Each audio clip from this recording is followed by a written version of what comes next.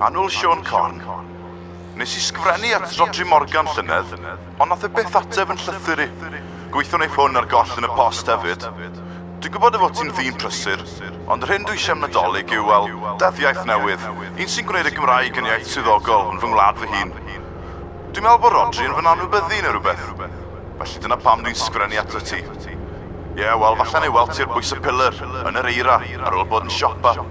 Dwi angen gwasanaeth radio call, ond dwi'n siŵr os oedd ddigon arian yn y twll yn wal. O'n I eisiau prynu twrci, ond brechdan BLT fydd I.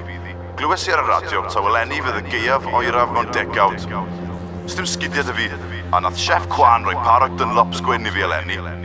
Dylse hwnna gadw'r rew yr oer fel mas o'n sanne. Glywes I fod gan Betty George bar o Adidas arian. Ydy hi yn y GLC? Ta beth, gweithio neu weld ti am beint neu wyth yn y Traveller's Rest. Mae yna fwy o booze yn fy bwydyn dolyg na si George Best. Felly tafla'r teli yn y bin, a agor a bottle o frandy. Aros ffwrdd o'r mince pies, neud i'n sownd yn y shimner ein ffati. Wel, dolyg llawen a deddiau newydd dda. Dwi'n mynd lawr I Tinseltown gyda arian Mickey Mouse I brynu celyn plastic a bottle o special grouse.